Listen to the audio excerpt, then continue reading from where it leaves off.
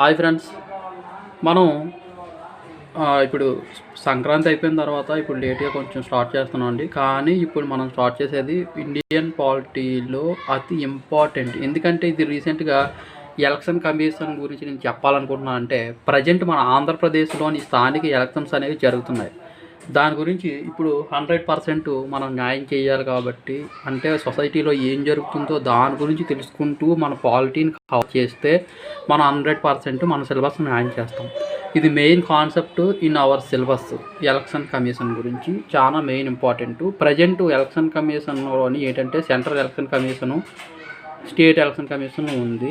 అంటే election commission అంటే ఏంటి? Central election commission, state election commission. Next వచ్చేటప్పటికి ఎలక్షన్ ప్రాసెస్ ఏ విధంగా చేస్తాము, ఆ ప్రాసెస్కి మిషనరీ ఏ విధంగా ఉంటుంది, ఈవీఎంస్ ఏ విధంగా ఉపయోగపడతాయి, వీవీప్యాట్లు అంటే ఏ విధంగా ఉపయోగపడతాయి, సివిగిల్ యాప్ అంటే ఏంటి, నోటా అంటే ఏంటి, ఈ ఎలక్షన్ కమిషన్ కేసెస్, ఎలక్షన్ మీద ఏ కేసులు ఉన్నాయి, కేసులు ఏంటి, ప్రజెంట్ ఎలక్షన్ కమిషనర్ గురించి, ఎలక్షన్ కమిషన్ యొక్క అధికారాల గురించి ఇవన్నీ వీడియో చేద్దాం అనుకుంటున్నాను అండి. ఇందులోకి వచ్చేటప్పటికి మనకేంటంటే ఎలక్షన్ కమిషన్ అంటే అసలు ఎలక్షన్ కమిషన్ అంటే ఏంటి, ఎలక్షన్ కమిషన్ యొక్క విధులు ఏంటంటే ఏ విధంగా అని చూద్దాం అండి. ఎలక్షన్ కమిషన్ అంటే ఫస్ట్ మెయిన్ వచ్చేటప్పటికండి ఇది స్వతంత్ర ప్రతిపత్తి కలిగిన సంస్థ. దీన్నే ఇప్పుడు మనం ఏమంటామంటే ఎలక్షన్ కమిషన్ వచ్చేటప్పటికి కేంద్ర ఎన్నికల సంఘం అంటాం తెలుగులో. ఇప్పుడు వచ్చేటప్పటికండి ఇది రెండు రకాలు. ఒకటి central election commission and state election commission. అయితే ఈ సెంట్రల్ ఎలక్షన్ కమిషన్ వచ్చేటప్పటికండి కేంద్ర ఎన్నికల సంఘం ఇది వచ్చేటప్పటికి ఏంటండి మనకి ఏం చేస్తుందంటే అండి, ఈ ఎన్నికల సంఘం, కేంద్ర ఎన్నికల సంఘం అనేది వచ్చేటప్పటికండి పార్లమెంట్ ఎలక్షన్స్, రాష్ట్రపతి, ఉపరాష్ట్రపతి, రాష్ట్ర శాసనసభ ఎలక్షన్ నిర్వహించేది సెంట్రల్ ఎలక్షన్ కమిషన్. మరి స్టేట్ ఎలక్షన్ కమిషన్ వచ్చేటప్పటికి ఏంటి నిర్ణయిస్తుంది, ఏ విధంగా నిర్ణయిస్తుంది అంటే స్థానిక ఎలక్షన్స్ అంటే పంచాయతీ ఎలక్షన్స్. ఇప్పుడు ఫిబ్రవరిలో జరగబోయే ఆంధ్రప్రదేశ్ పంచాయతీ ఎలక్షన్స్ దేని కింద వస్తాయంటే స్టేట్ ఎలక్షన్ కమిషన్ కింద వస్తాయండి. అది తెలిపే ఆర్టికల్ ఏంటంటే ఆర్టికల్ 243K అండ్ 243ZA 1992 72 రాజ్యాంగ సవరణ పద్ధతి ద్వారా 1999 72వ రాజ్యాంగ సవరణ పద్ధతి ద్వారా ఈ స్టేట్ ఎలక్షన్ కమిషన్ అనేది ఏర్పాటు చేయడం జరిగింది. అదేవిధంగా సెంట్రల్ ఎలక్షన్ కమిషన్ వచ్చేటప్పటికి మనకి జనవరి 25, 1950 అంటే రాజ్యాంగం అమల్లోకి రావడానికి ఒక రోజు ముందుగానే సెంట్రల్ ఎలక్షన్ కమిషన్ ఏర్పాటు చేయడం జరిగింది. కాబట్టి ఎవ్రీ మంత్ జనవరి 25న వాటర్ డే అనే దాన్ని జరుపుకోవడం జరుగుతుంది. ఈ విధంగా central election commission and state election commission యొక్క విధులు ఏమిటి, అవి చేసే పని ఏంటి అనేది మనం చెప్పడం జరిగింది. అయితే ఈ సెంట్రల్ ఎలక్షన్ కమిషన్ అనేది ఆర్టికల్ 324 నుంచి ఆర్టికల్ 329 ప్రకారం 9 వరకు మనకేంటంటే సెంట్రల్ ఎలక్షన్ కమిషన్ గురించి చెప్పడం జరుగుతుంది. అయితే ఈ ఆర్టికల్స్ ఇప్పుడు ఆర్టికల్ 324 నుంచి 329 వరకు మనం నేర్చుకొని తర్వాత అసలు సెంట్రల్ ఎలక్షన్ కమిషన్ గురించి మొత్తం డీటెయిల్గా డెప్త్గా, అదేవిధంగా స్టేట్ ఎలక్షన్ కమిషన్ గురించి డెప్త్గా ఇప్పుడు జస్ట్ ఇంట్రడక్షన్ చెప్తున్నాను. మొత్తం ప్రతిదీ కూడా ఈ విధంగా మొత్తం వీడియో చేసుకోవచ్చండి.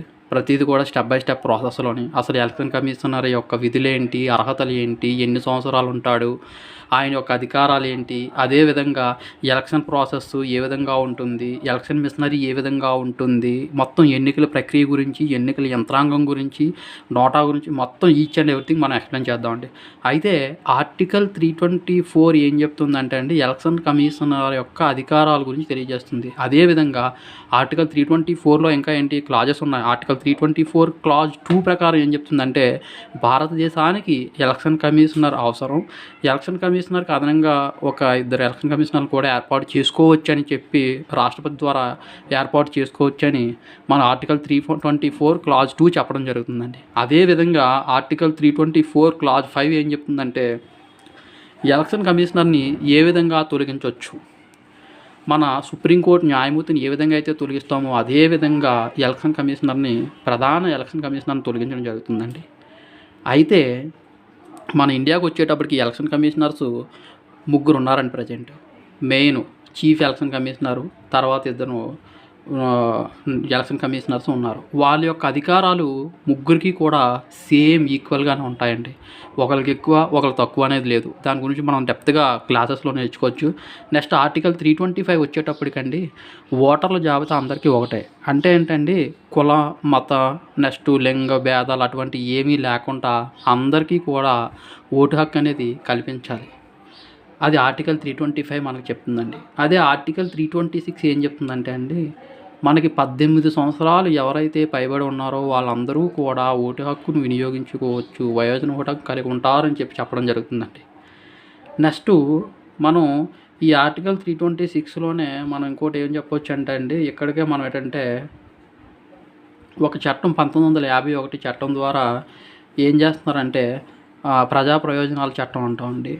దాని ద్వారా ఏం చేస్తున్నారంటే కొంతమంది అనర్హుతులు, కొంతమంది అర్హులు కారు అని చెప్పడం కూడా జరుగుతుందండి. ఎవరు అర్హులు కారు అంటే అండి, ఒక 2 సంవత్సరాలు ఎవరైతే జైల్లో ఉండి ప్రజెంట్ శిక్ష అనుభవిస్తున్నారో వాళ్ళు. నెక్స్ట్ వచ్చేటప్పటికండి ఎవరైతే మతిస్థిమితం అది లేకుండా ఉంటారో వాళ్ళు. ఇలాంటి వాళ్ళకి ఓటు హక్కు అనేది ఇవ్వకూడదు అని చెప్పడం జరుగుతుందండి. అది మనం డెప్త్‌గా మనం నెక్స్ట్ క్లాసెస్‌లోని ఎవరు అర్హులు, ఎవరు అర్హులు కారు అది కూడా మనం నేర్చుకోవచ్చండి. నెక్స్ట్ ఇంకోటి వచ్చేటప్పటికండి ఆర్టికల్ 328, ఆర్టికల్ 327 అంటే చట్టం ద్వారా పార్లమెంట్ అధికారాలు. అంటే పార్లమెంట్ అనేది ఏంటంటే రిజర్వేషన్లు కల్పించడం. అంటే ఇప్పుడు మనం ఎవరైతే పాల్గొంటున్నారో వాళ్ళకి ఎన్నికల్లో రిజర్వేషన్ కల్పించడం. ఎస్సీ, ఎస్టీ వాళ్ళకి, నెక్స్ట్ ఓబీసీలని ఇవన్నిటిలో రిజర్వేషన్ కల్పించడం. దాంతోపాటు ఇంకేంటంటే కొన్ని చట్టాలు చేస్తుంది. అంటే నియోజకవర్గాలు ఏ విధంగా ఎంతమంది ఉండాలి, నియోజకవర్గాల ఏర్పాటు, బౌండరీస్ ఇవన్నీ కూడా మనకి ఆర్టికల్ 327లో క్లుప్తంగా చెప్పడం జరిగిందండి. ఆర్టికల్ 328 కూడా రాష్ట్ర శాసనసభకు ఎన్నికల్లో గల అధికారాల గురించి తెలియజేస్తుందండి. ఆర్టికల్ 329 వచ్చేటప్పటికండి ఎప్పుడైతే ఎలక్షన్ కమిషన్ షెడ్యూల్ అనేది రిలీజ్ చేసిందో అప్పటి నుంచి ఏ న్యాయస్థానం కూడా ఎలక్షన్స్లో జోక్యం చేసుకోకూడదు. వన్స్ ఎలక్షన్స్ రిలీజ్ అయినంత వరకు అని చెప్పే ఆర్టికల్ ఏంటండి ఆర్టికల్ 329. దానికే మనం ఒక కేసు ఉందండి మనకి ఎగ్జాంపుల్. ఆ కేసు అంటే ఏంటండి, మనకి 2011లో సుప్రీంకోర్టు ఒక కీలక తీర్పు ఇచ్చిందండి. అది ఏంటంటే అండి ముక్కల్ శక్తి కిచ్చప్ వాజ్ ఎలక్షన్ కమిషన్ దాని మీద ఇవ్వడం జరిగిందండి. అది ఏంటి ముక్కల్ కిచ్చప్ అండ్ ఎలక్షన్ కమిషన్ 2011లో జరిగిన తీర్పు ద్వారా ఏ న్యాయస్థానం సుప్రీంకోర్టు అనేది ఎలక్షన్ కమిషన్ యొక్క విధులలో వన్స్ ఎలక్షన్ షెడ్యూల్ రిలీజ్ అయిన తర్వాత జోక్యం చేసుకోకూడదని చెప్పడం జరిగిందండి. ఇప్పుడు నెక్స్ట్ వీడియోలో మనం ఎలక్షన్ ప్రాసెస్ ఏ విధంగా ఉంటుంది, ఎలక్షన్ మిషనరీ ఏంటి, దాంతో పాటుగా ఎవరు అర్హులు, ఎవరు అర్హులు కారు, ఇది కూడా ఈచ్ అండ్ ఎవ్రీథింగ్ ఇవన్నీ కూడా మనం నేర్చుకోవచ్చండి. Bye friends.